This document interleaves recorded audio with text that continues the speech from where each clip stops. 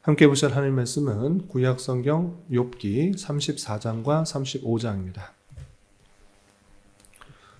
5월 25일 욥기 34장과 35장을 읽는다는데 다 읽기는 시간이 제한이 되어서 34장 1절부터 20절까지 말씀을 읽고 설교를 통해서 전체 내용을 살펴보겠습니다.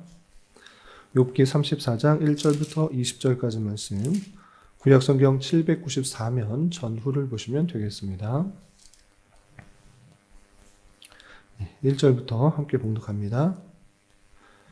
엘리후가 말하여 이르되 지혜 있는 자들아 내 말을 들으며 지식 있는 자들아 내게 귀를 기울이라. 입이 음식물의 맛을 분별함같이 귀가 말을 분별하나니 우리가 정의를 가려내고 무엇이 선한가 우리끼리 알아보자.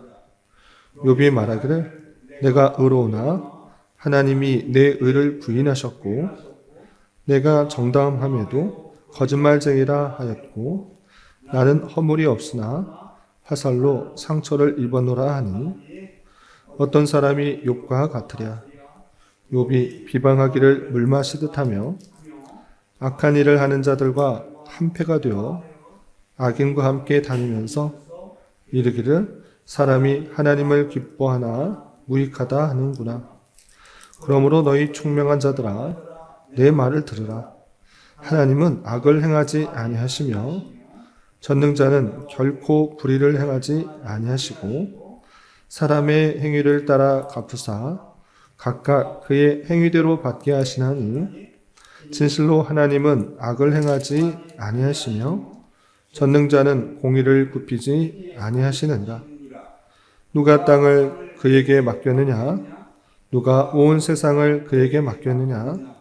그가 만일 뜻을 정하시고 그의 영과 목숨을 거두실진대 모든 육체가 다 함께 죽으며 사람은 흙으로 돌아가리라. 만일 내가 총명이 있거든 이것을 들으며 내 말소리에 귀를 기울이라. 정의를 미워하시는 이시라면 어찌 그대를 다스리겠느냐?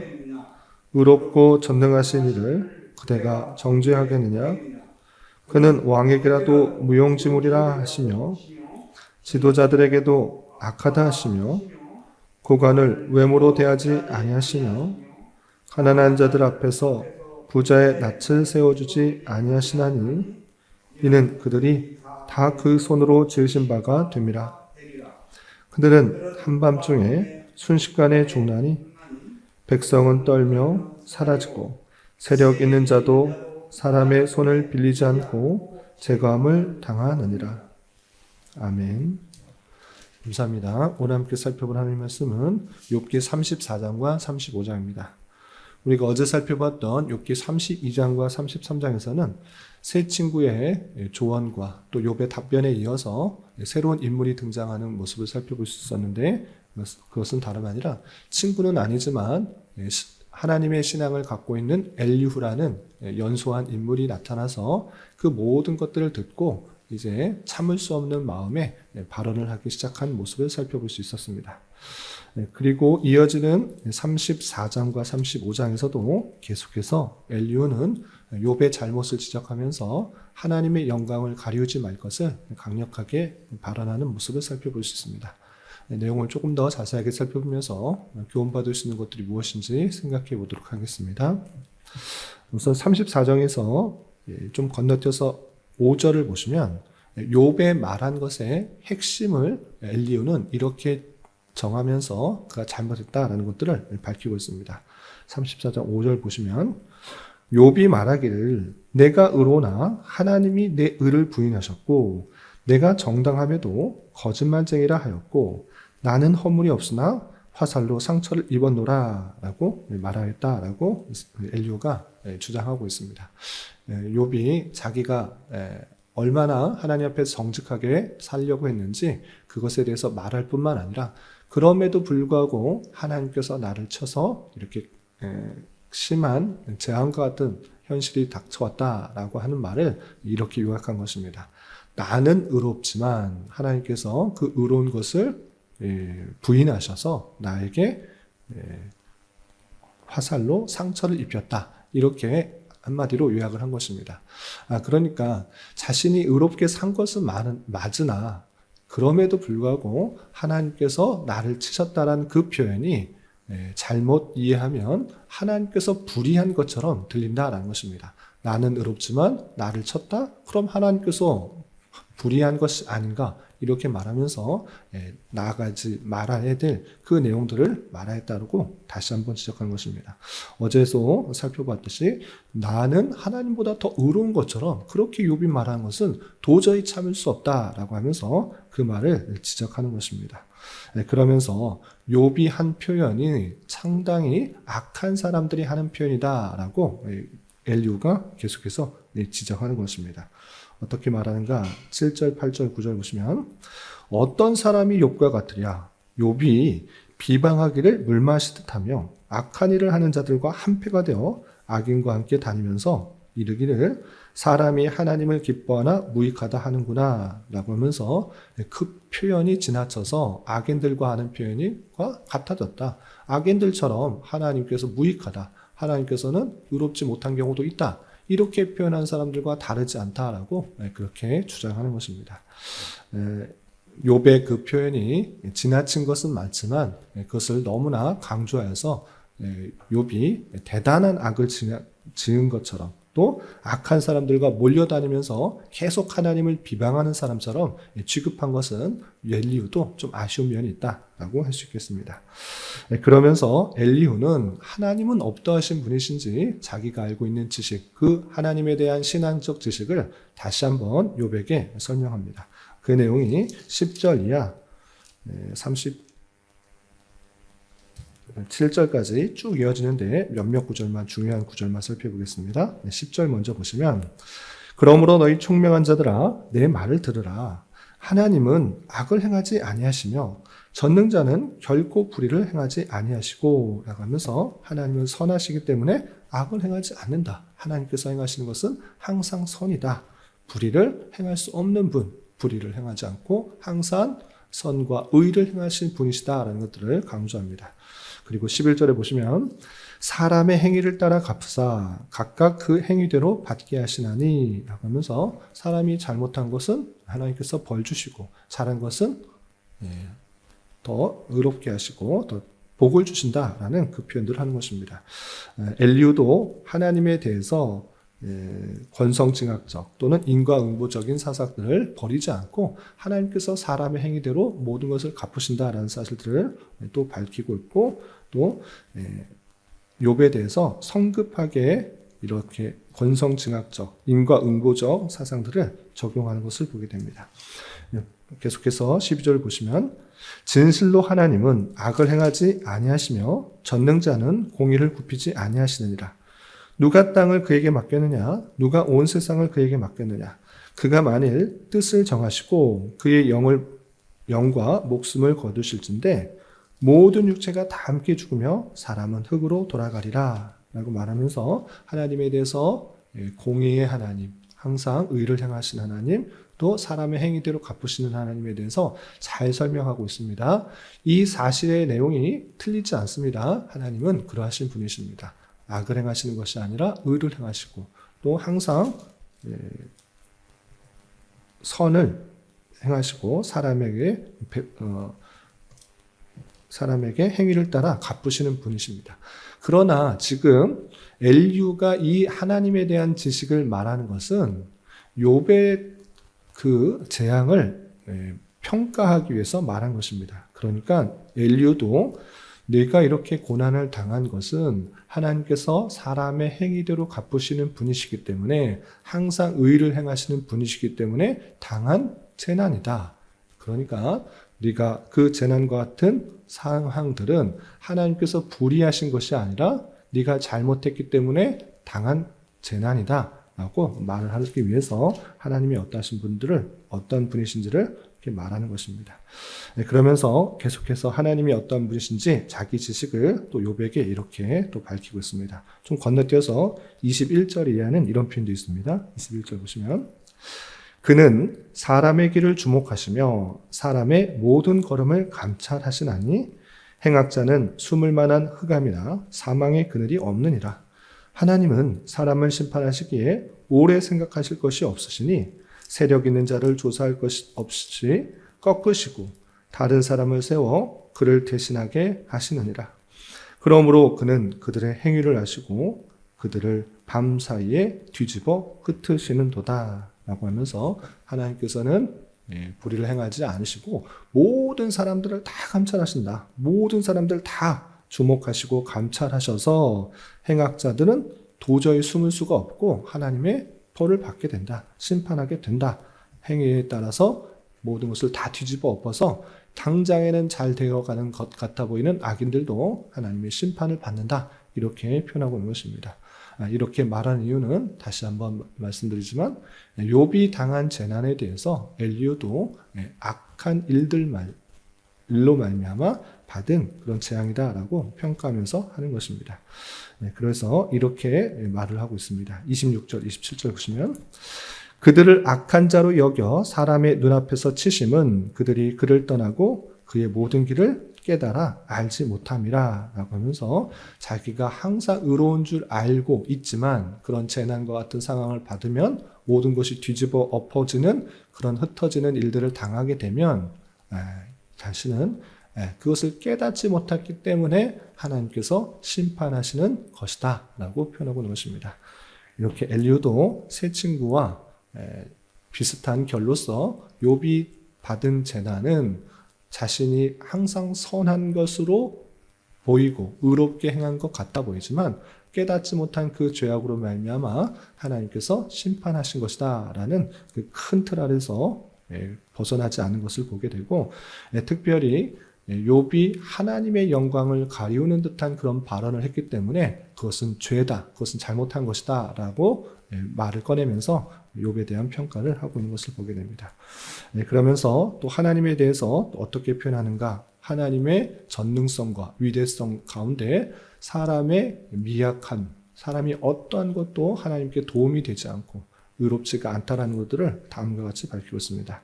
좀 건너뛰어서 35장의 내용을 보겠습니다. 35장 보시면 2절부터 읽어보겠습니다. 35장 2절. 그대는 이것을 합당하게 여기느냐? 그대는 그대의 의가 하나님께로부터 왔다는 말이냐? 그대는 그것이 내게 무슨 소용이 있으며 범죄하지 않는 것이 내게 무슨 유익이 있겠느냐고 묻지만은 내가 그대와 함께 있는 그대의 친구들에게 대답하리라. 그대는 하늘을 우러러보라. 그대보다 높이 뜬 구름을 바라보라. 그대가 범죄한들 하나님께 무슨 영향이 있겠으며 그대의 악행이 가득한들 하나님께는 무슨 상관이 있겠으며 그대가 의로운들 하나님께 무엇을 드리겠으며 그가 그대의 손에서 무엇을 받으시겠느냐. 그대의 악은 그대와 같은 사람에게나 있는 것이요 그대의 공의는 어떤 인생에게도 있느니라 라고 하면서 사람의 의, 아주 의롭게 보이는 그런 모든 행위도 하나님 앞에서는 아무런 쓸데없는 아주 제한적인 것이다 라는 것들을 밝히고 있는 것입니다. 악한 것도 하나님께 영향이 되지 않는 것이고 의로운 것도 하나님께 도움이나 영광이 돌려지는 것이 아니다. 하나님께서는 모든 것을 창조하시고 주관하시는 분이실진데 범죄한들 하나님께 무슨 영향이 있고 악을 행한들 하나님께 무슨 생각이 있으며 의로운들 하나님께 무엇을 드릴 수 있느냐라고 하면서 인간의 그 어떤 것도 하나님께는 영향을 미칠 수 없다라는 것들을 밝히면서 하나님의 전능성과 초월성과 위대성을 밝히고 있는 것입니다. 그러니까 이 말을 왜 하고 있는가? 하면 맞는 이야기인 것입니다. 그런데 엘리후가 주장하는 것은 욥이 자신은 의롭다고 주장하면서 그런 재앙을 받을 일이 없다라고 말하지만 하나님 앞에서는 그것이 의롭다고 여길 정도로 아주 뛰어난 것이 아니다라는 것들을 밝히는 것입니다. 하나님의 그 완전한 의 앞에서는 인간의 어떠한 선행이나 의나 잘난 것도 아주 볼잡아 넘는 그런 것이기 때문에 욥이 그렇게 자신 있게 주장할 필요가 없다라고 강조하면서 죄를 하나님께 영광을 가리우지 말라라는 것들을 밝히고 있는 것입니다. 또 어떤 표현도 하는가 좀 건너뛰어서 13절부터 16절까지 보겠습니다. 35장 13절 16절. 헛된 것은 하나님께 결코 듣지 아니하시며 전능자가 돌아보지 아니하심이라 라고 하면서 사람이 학대를 받으면 부르짖는 그런 모습이 있는데 잘못한 것은 생각하지 않고 부르짖는다고 다 되는 것인가? 그렇지 않는다라는 것들을 엘류는 말하는 것입니다. 그래서 헛된 것은 하나님이 결코 듣지 아니하시며 전능자가 돌아보지 아니하십니다.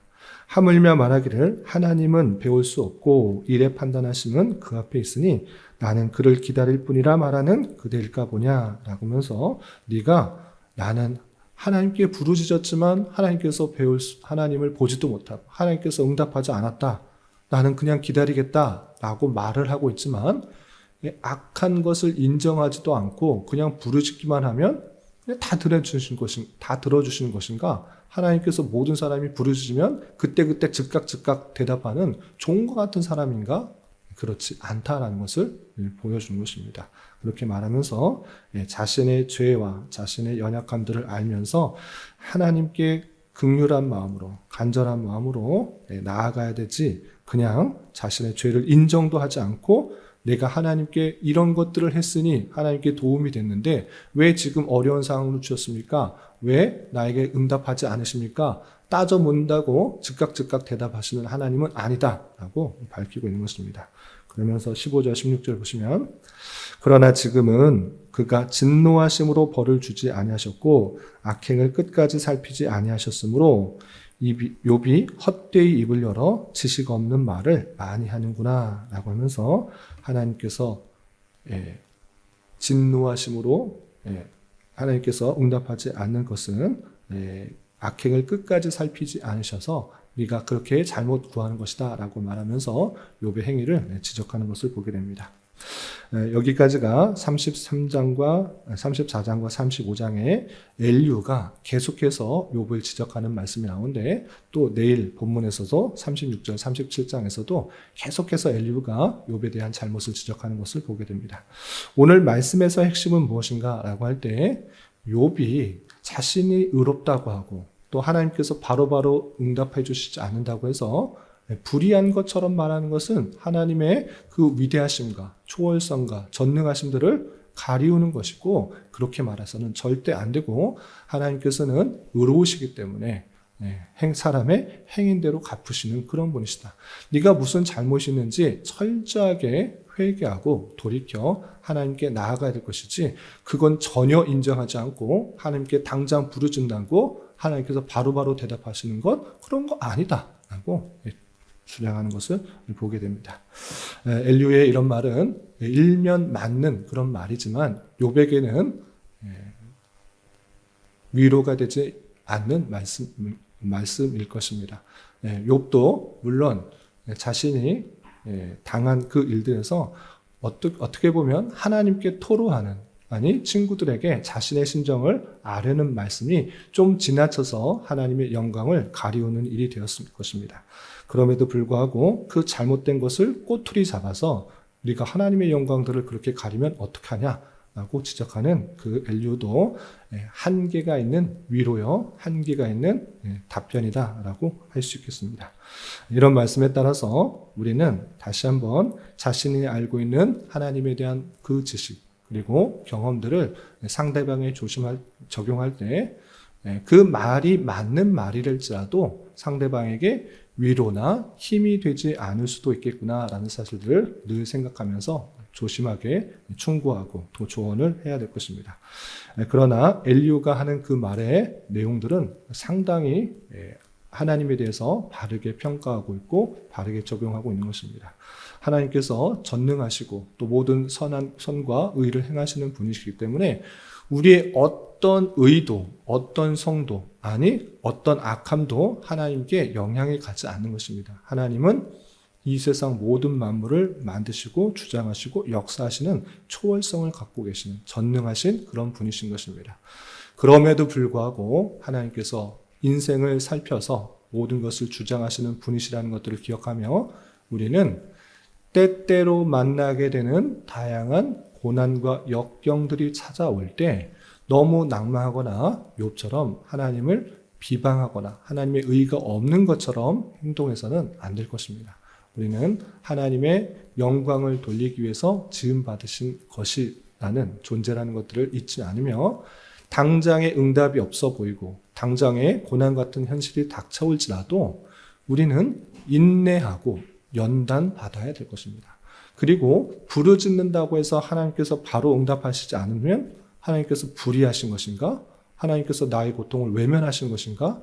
그런 것이 아닌 것입니다. 딱 맞는 예는 아니겠지만 이런 것과 비유할 수 있습니다. 하나님께 부르짖고 기도하고 알려달라고, 왜 이런 상황들이 나타나는지, 내가 어떻게 가야 될지 알려달라고 계속해서 기도하는데, 간절히 기도하는데 응답하시지 않는다고 해서 하나님께서 나를 싫어하시나? 하나님께서는 듣지 않으시는 것인가? 그런 것이 아니라 하나님께서 가장 적절한 때에 알려주시는 것이 가장 선하기 때문에 그렇게 하시는 것입니다. 예를 들어서 우리는 영화를 보게 되면 아주 추리물이나 어떤 범죄자를 결정하는 그런 정도의 영화를 볼 때, 아주 극적 반전이 있는 영화를 볼 때 그것이 도대체 어떻게 될 것인가 궁금해하면서 그 영화를 쭉 보다가 마지막에 반전되는 그 영화를 볼 때 대단한 기쁨과 놀라움들을 느낍니다. 그런데 그런 잔뜩 기대를 가지고 영화관에 들어갔는데 미리 보고 온 사람이, 야, 도둑은 누구래? 범죄자는 누구래? 그 결말은 어떻게 돼? 그걸 말해버리면 어떻게 됩니까? 그 영화 보는 내내 재미가 하나도 없는 것입니다. 마지막 때 그 극적 반전을 느끼고 그것을 깨달을 때 그 기쁨과 희열을 느끼게 되는 것입니다. 또 다른 예를 들자면, 우리 밥을 하게 되면 요즘은 밥을 알아서 버튼만 하나만 누르면 다 짓게 되는데, 그 버튼 누르는 것도 그 밥솥에, 전기 밥솥에 뜸을 들이는 그 기간이 있습니다. 밥을 지을 때 빨리 먹고 싶다고 해서 그냥 끓었다고 해서 그것을 뚜껑을 열면 밥이 지워지지 않는 것입니다. 밥의 그 온도를 줄이고 낮은 온도로 뜸을 들이는 기간이 있습니다. 끓었으니까 빨리 먹겠다, 빨리빨리 나왔으면 좋겠다라고 뚜껑을 열게 되면 그 밥은 제대로 익지 않은 밥이 되는 것입니다. 가장 적절한 때에 그것을 나타내는 것, 이루는 것, 그것이 하나님께서 원하시는 것입니다. 인생에게 왜 고난과 역경을 주시는가? 바로바로 응답해 주시지 않은가? 하나님께서 그 인내의 기간, 연단의 기간을 통해서 하나님을 더욱더 찾고 의지하고 하나님의 높으심들을 더욱더 깊이 깨닫게 하시기 위한 하나님의 적절한 타이밍에 이끄신다는 사실을 잊지 말아야 할 것입니다. 그러므로 욥처럼 의롭게 살려고 할 때 때때로 받게 되는 고난도 있고, 또한 하나님께 부르짖어도 당장의 응답이 없는 것 같은 상황이 있을지라도 낭망하고 좌절할 것이 아니라 하나님의 때 가장 적절한 방법으로 나타나시고 인도하실 것을 기대하며 더욱더 하나님을 높이며 하나님의 선하심들을 바라볼 수 있는 자가 되어야 될 것입니다. 이런 저와 여러분이 되시기를 주님의 이름으로 부탁을 드립니다. 기도하겠습니다. 하나님 아버지, 감사합니다. 오늘 말씀을 통해서 엘리후가 욥의 말을 지적하는 말씀을 살펴보았습니다. 이런 말씀을 대하는 자로서 내가 이해할 수 없는 고난과 역경이 찾아올지라도 하나님의 선하심과 정의를 성급하게 의심하지 않게 하여 주옵시고, 기도와 부르짖음에 대한 당장의 응답이 없다고 할지라도 너무 낭망하지 말고 이미 주신 말씀을 통해 그 원리를 잘 깨닫게 하여 주시며 하나님의 때에 하나님의 방법으로 가장 선하게 역사하실 것을 믿고 잘 인내하며 연단될 수 있도록 인도하여 주시옵소서. 주님, 교회 내 육체의 질병과 연약함으로 몸이 불편한 성도들과 병원에 치료 중인 지체들이 있사오니 주님께서 붙들어주셔서 건강하게 잘 회복될 수 있도록 은혜를 더하여 주옵시며, 가족의 전도와 신앙을 위해 직장과 사업장의 문제로 주님께 간절히 기도하는 여러 지체들이 있사오니 주님께서 그 모든 상황과 여건, 마음과 생각을 주장하여 주셔서 하나님의 어떠하심을 온전히 깨달으며 성령의 풍성한 열매를 맺을 수 있는 좋은 기회 될 수 있도록 인도하여 주시옵소서. 이 시간 한 주간의 삶을 올려드리며 각자 간절히 기도하는 기도 제목 주님께서 들으시고 가장 선한 것들로 응답하여 주시옵소서. 예수님의 이름으로 기도 올리옵나이다. 아멘.